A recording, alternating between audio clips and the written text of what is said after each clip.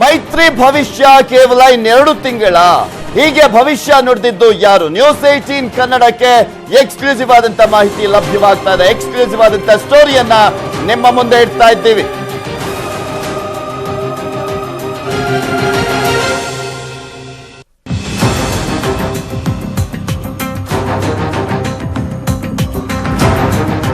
ಮೈತ್ರಿ ಸರ್ಕಾರದ ಭವಿಷ್ಯ ಕೇವಲ ಇನ್ನೆರಡು ತಿಂಗಳು ಮಾತ್ರನಾ? ಹೀಗೆ ಭವಿಷ್ಯ ನುಡಿದಿದ್ದು ಯಾರು ಅನ್ನುವ ಪ್ರಶ್ನೆಗೆ ಉತ್ತರವನ್ನ ಕೊಡ್ತಾ ಇದೀವಿ. ನ್ಯೂಸ್18 ಎಕ್ಸ್ಕ್ಲೂಸಿವ್ ಆದಂತ ಸ್ಟೋರಿಯನ್ನ ನಿಮ್ಮ ಮುಂದೆ ಇಡ್ತಾ ಇದೀವಿ. ಯಾಕೆಂದ್ರೆ ಮೈತ್ರಿ ಸರ್ಕಾರದಲ್ಲಿ ಈಗ ಆಲ್ರೆಡಿ ಒಂದ್ ಕಡೆ ಕಾಂಗ್ರೆಸ್ನವರು ಮತ್ತು ಒಂದ್ ಕಡೆ ಜೆಡಿಎಸ್ ನವರಿಗೆ ಈಗಲೂ ಕೂಡ ಇದೇ ರೀತಿಯಾದಂತ ಅನುಮಾನ ಇದೆ. ಲೋಕಸಭೆ ಎಲೆಕ್ಷನ್ ಆದ್ಮೇಲೆ ನಮ್ಮ ಸರ್ಕಾರ ಇರುತ್ತಾ ಇರಲ್ವಾ ಅನ್ನುವ ಪ್ರಶ್ನೆ ಈಗಲೂ ಕೂಡ ಅವರ ಮನಸ್ಸಲ್ಲಿ ಕಾಡ್ತಾ ಇರುವಂತದ್ದು. ಅದೇ ಒಂದು ರೀತಿಯಾದಂತ ಪ್ರಶ್ನೆಯನ್ನ ಮತ್ತೊಬ್ರು ಕೇಳಿದ್ದಾರೆ. ಯಾರು? ಅಲ್ಲಿ ಪ್ರಮುಖವಾಗಿ ತಿರುಗೇಟನ್ನ ನೀಡ್ತಾ ಅವರು ಮಾತನಾಡಿರುವಂತದ್ದು. ಪರಮೇಶ್ವರ್ಗೆ ಪತ್ರ ಬರೆದಿದ್ದಾರೆ. ಮಾಜಿ ಶಾಸಕ ಕಾಂಗ್ರೆಸ್ ಪಕ್ಷದ ನಾಯಕನಿಂದಲೇ ಉಪಮುಖ್ಯಮಂತ್ರಿಗೆ ಪತ್ರವನ್ನ ಬರೆಯಲಾಗಿದೆ. ಪತ್ರ ಬರೆದಿದ್ದಾರೆ MD ಲಕ್ಷ್ಮೀನಾರಾಯಣ ಅವರು. ಹಾಗೆ ಪತ್ರ ಬರೆಯುವ ಮುಖಾಂತರ ಭವಿಷ್ಯವನ್ನ ಕೂಡ ನುಡಿದಿದ್ದಾರೆ. ಪರಮೇಶ್ವರ್ ಅವರಿಗೆ ಪತ್ರವನ್ನ ಬರೆದು ತಮ್ಮ ಆಕ್ರೋಶವನ್ನ ವ್ಯಕ್ತಪಡಿಸಿದ್ದಾರೆ. MD ಲಕ್ಷ್ಮೀನಾರಾಯಣ ತುಮಕೂರು ಲೋಕಸಭೆ ಸೀಟ್ ಸಂಬಂಧ ಪತ್ರವನ್ನ ಬರೆದಿರುವಂತದ್ದು. ಇಲ್ಲಿ ಸೀಟ್ ಸಂಬಂಧ ಪತ್ರವನ್ನ ಬರೆದಿರುವಂತಹ ಅವರು ಜೆಡಿಎಸ್ಗೆ ತುಮಕೂರು ಕ್ಷೇತ್ರವನ್ನ ಬಿಟ್ಟು ಕೊಟ್ಟಿದ್ದಕ್ಕೆ ಆಕ್ರೋಶವನ್ನ ವ್ಯಕ್ತಪಡಿಸಿದ್ದಾರೆ. ಪರಮೇಶ್ವರ್ ಅವರ ಮೇಲೆ ಪತ್ರದ ಮೂಲಕ ತಮ್ಮ ಆಕ್ರೋಶವನ್ನ ವ್ಯಕ್ತಪಡಿಸಿದ್ದಾರೆ. ತುಮಕೂರು ಕ್ಷೇತ್ರವನ್ನ ಯಾಕೆ ಬಿಟ್ಕೊಟ್ರಿ? ಉಪಮುಖ್ಯಮಂತ್ರಿ ಆಗಿರುವಂತವ್ರು ನೀವು, ಅದರಲ್ಲಿ ಸ್ವಲ್ಪನೂ ಕೂಡ ನಿಮಗೆ ಅಧಿಕಾರ ಇಲ್ವಾ? DCM ಆಗಿ ನಗೆ ಪಾಟಲಿಗೆ ಈಡಾಗಬಹುದು ಅಂತ ಎಚ್ಚರಿಕೆಯನ್ನ ಕೂಡ ನೀಡಿದ್ದಾರೆ.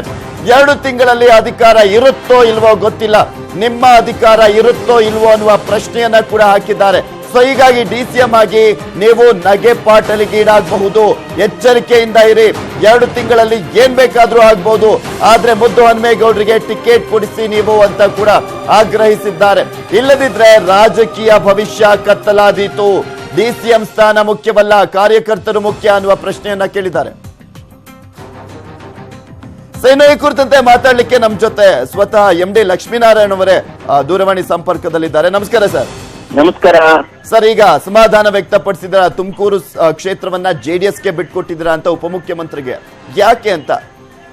ಸರ್, ಕಾರಣ ಇಷ್ಟೇ. ಈಗ ನಾವಿಂದೆ 2018 ಚುನಾವಣೆ ನಡೆದಾಗ ಕಾಂಗ್ರೆಸ್ ಪಕ್ಷ ಅಧಿಕಾರಕ್ಕೆ ಬರದಲ್ಲೇ ಹೋದ ಸಂದರ್ಭದಲ್ಲೇ ಮೈತ್ರಿ ಮಾಡ್ಕೊಂಡಿದ್ ನಿಜ. ಓಕೆ.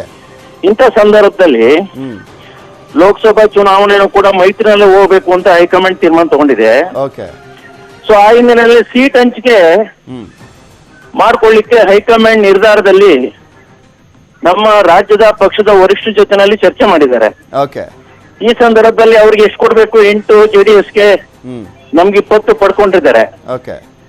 ಇಂಥ ಸಂದರ್ಭದಲ್ಲಿ ಹಿಂದೆ 7 ವರ್ಷಗಳ ಕಾಲ ಸನ್ಮಾನ್ಯ ಪರಮೇಶ್ವರ್ ಸಾಹೇಬ್ರು ಹೈಕಮಾಂಡ್ ಜೊತೆನಲ್ಲಿ ಚರ್ಚೆ ಮಾಡುವಂತ ಕಾಲದಲ್ಲೂ ಕೂಡ ಓಕೆ ಇದನ್ನ ಅವತ್ತೇ ಉಳಿಸ್ಕೊಳ್ಳಿಕ್ಕೆ ಪ್ರಾಮಾಣಿಕ ಪ್ರಯತ್ನ ಮಾಡಬೇಕಾಗಿತ್ತು.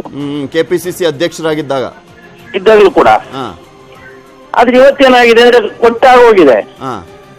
ಒಟ್ಟ ಮೇಲೆ ಅದಕ್ಕೆ ಅಸಮಾಧಾನ ಇದೆ, ನನಗೆ ಮುನ್ಸಿದೆ ಅಂದಾಗ ಏನಾಗುತ್ತೆ ಅಂದ್ರೆ ಇಲ್ಲಿ ತುಮಕೂರು ಜಿಲ್ಲೆನಲ್ಲಿ ಕಾರ್ಯಕರ್ತರಿಗೆ ಅಸಮಾಧಾನ ಆಗಿ, ಅಲ್ಲ ಇಲ್ಲಿ ಉಪಮುಖ್ಯಮಂತ್ರಿಗಳು ಆಟಕ್ಕುಂಟು ಲೆಕ್ಕಕ್ಕಿಲ್ದಂಗ ಆಗಿದಾರ ಅಂತ? ಇಲ್ಲ, ನಾನು ಅದನ್ನೇ ಹೇಳ್ತಾ ಇರ್ತಕ್ಕಂಥದ್ದು. ಅಧಿಕಾರ ಮುಖ್ಯ ಅಲ್ಲ. ಅಧಿಕಾರ ಇವತ್ತಿರುತ್ತೆ, ನಾಳೆ ಹೋಗುತ್ತೆ. ಓಕೆ. ಅಥವಾ ಚುನಾವಣೆ ಆದ್ಮೇಲೆ ಅದು ಇರುತ್ತೋ ಇಲ್ವೋ ನನಗಂತೂ ಗೊತ್ತಿಲ್ಲ, ಅದು ಬೇರೆ ಪ್ರಶ್ನೆ. ಆದ್ರೆ ನಂಬಿರ್ತಕ್ಕಂಥ ಕಾರ್ಯಕರ್ತರು, ಪಕ್ಷಕ್ಕೆ ಪ್ರಾಮಾಣಿಕವಾದಂತ ನಮ್ಮಂತ ಕಾರ್ಯಕರ್ತರು ಗೊಂದಲಕ್ಕೀಡಾಗಿದ್ದೀವಿ. ನಾವ್ ಏನ್ ಮಾಡ್ಬೇಕು? ಪರಮೇಶ್ವರ್ ಅವರು ಅಸಮಾಧಾನ ಆಗಿದ್ದಾರೆ. ನಾಳೆ ಯಾರಾದ್ರೂ ಬೇರೆ ಅಭ್ಯರ್ಥಿ ಆದ್ರೆ ಅವ್ರಿಗೆ ಮಾಡ್ಬೇಕು ಬೇಡವೋ, ಅವ್ರನ್ನ ಸೋಲಿಸ್ಬೇಕು ಗೆಲ್ಲಿಸ್ಬೇಕು ಅಂತಕ್ಕಂಥದ್ದು ಕಾರ್ಯಕರ್ತರಲ್ಲಿ ಗೊಂದಲಕ್ಕೀಡಾಗಿರ್ತಕ್ಕಂಥದ್ದು. ಇಲ್ಲ, ಸ್ಪಷ್ಟವಾಗಿ ಪರಮೇಶ್ವರ್ ಸಾಹೇಬ್ ಹೇಳ್ಬೇಕು, ಹೈಕಮಾಂಡ್ ತೀರ್ಮಾನ ಆಗಿದೆ, ನಾನೇನು ಮಾಡ್ಲಿಕ್ಕಾಗಲ್ಲ, ನಾನು ನಿಸ್ಸಹಾಯಕನಾಗಿದ್ದೇನೆ. ಎಲ್ರು ಕೂಡ ಯಾರಿಗೆ ಕೊಡ್ತಾರೆ? JDS ಕೊಟ್ರೆ JDS ಮಾಡಿ, ಕಾಂಗ್ರೆಸ್ ಕೊಟ್ರೆ ಕಾಂಗ್ರೆಸ್ ಮಾಡಿ ಅಂತ ಹೇಳ್ಬೇಕು. ಇಲ್ಲ, ನನಗೆ ಅಸಮಾಧಾನ ಇದೆ ಅಂತ ಅಂದ್ರೆ ಇಡೀ ಜಿಲ್ಲೆನಲ್ಲಿ ಪಕ್ಷದ ಕಾರ್ಯಕರ್ತರಿಗೆ ಗೊಂದಲ ಶುರು ಆಗಿದೆ. ಈಗ ಅವರೇ ಯಾರಿಗೆ ಸ್ಟ್ರೈಕ್ ಮಾಡ್ತಕ್ಕಂಥದ್ದು, ಪತ್ರಿಕೆ ಹೋಗ್ತಕ್ಕಂಥದ್ದು ಈ ರೀತಿ.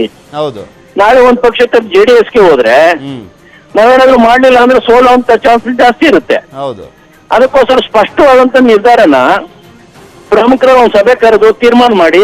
ಅಲ್ಲ ಓಕೆ, ಈಗ ಉಪಮುಖ್ಯಮಂತ್ರಿ ಅವ್ರ ಕೈಲಿ ಆಗ್ತಾ ಇಲ್ಲ ಕ್ಷೇತ್ರವನ್ನ ಬಿಡಿಸ್ಕೊಳ್ಳೋದಕ್ಕೆ, ಇಲ್ಲ ಆಗದೆ ಹೋದ್ರು ನೀವು ಸಪೋರ್ಟ್ ಮಾಡ್ತಿರೋ ಇಲ್ವೋ ಅನ್ನೋದು ಪ್ರಶ್ನೆ ಇದೆ. ಮತ್ತೊಂದ್ ಕಡೆ ಲೋಕಸಭೆ ಎಲೆಕ್ಷನ್ ಆದ್ಮೇಲೆ ಮೈತ್ರಿ ಖತಮ ಅಂತ. ಅಲ್ಲ, ನನಗೆ ಆ ರೀತಿ ಅನುಮಾನ ಮೂಡ್ತಾ ಇದೆ. ಏಕೆ ನೋಡಿ, ಒಂದ್ ಕಡೆ ಹೈಕಮಾಂಡ್ ತೀರ್ಮಾನಕ್ಕೆ ನಾವು ಭದ್ರ ಆಗ್ಬೇಕು. ಓಕೆ ಅಲ್ವಾ? ಭದ್ರ ಆದ್ಮೇಲೆ ನಮ್ಮ ಕಾರ್ಯಕರ್ತರಿಗೆ ಈಗ ನೀವು ಆದೇಶ ಮಾಡಬೇಕು. ಮುಖ್ಯಮಂತ್ರಿಗಳ ನಿರ್ಧಾರದ ಮೇಲೆ ನಿಂತಿದ್ದೀರಾ? ಯಾವ ನಿರ್ಧಾರ? ಅಂದ್ರೆ ಅವರು ಸಪೋರ್ಟ್ ಮಾಡಿ ಇಲ್ಲ ಅಂದ್ರೆ ಇಲ್ಲ ಅನ್ನೋ ರೀತಿಲಿ. ಅಲ್ಲ, ನಾನು ಇಡೀ ಜಿಲ್ಲೆನಲ್ಲಿ ಪ್ರವಾಸ ಮಾಡ್ತಾ ಇದ್ದೀನಿ. ಕಾರ್ಯಕರ್ತರು ಗೊಂದಲ ನಿರ್ಮಾಣ ಮಾಡ್ಕೊಂಡಿದ್ದಾರೆ ಮತ್ತು ಅನೇಕ ನಮ್ಮ ಮಾಜಿ ಶಾಸಕರು ಉಪಮುಖ್ಯಮಂತ್ರಿಗಳನ್ನ ಬಿಟ್ಬಿಡೋಣ. ಈಗ ಹೈಕಮಾಂಡ್ ರಿಲೀಸ್ ಮಾಡಿದೆಯಲ್ಲ ತುಮಕೂರು ಕ್ಷೇತ್ರ ಕಾಂಗ್ರೆಸ್ ಅಲ್ಲ ಜೆಡಿಎಸ್. ಕಾಂಗ್ರೆಸ್ನ ಪಕ್ಷದ ಎಲ್ಲ ಕಾರ್ಯಕರ್ತರು ನಾಯಕರು ಬದಲಾಗಿದ್ದೇವೆ, ಅದ್ರ ಬಗ್ಗೆ ಎರಡನೇ ಮಾತಿಲ್ಲ. ಆದ್ರೆ ಗೊಂದಲ ನಿವಾರಣೆ ಮಾಡ್ಬೇಕಾಗಿರ್ತಕ್ಕಂಥದ್ದು ನಮ್ಮ ಉಪಮುಖ್ಯಮಂತ್ರಿಗಳಾಗಿರ್ತಕ್ಕಂಥ ಪರಮೇಶ್ವರ ಕರ್ತವ್ಯ. ಅದನ್ನ ಕೂಡಲೇ ಅವ್ರು ನಿವಾರಣೆ ಮಾಡಬೇಕು.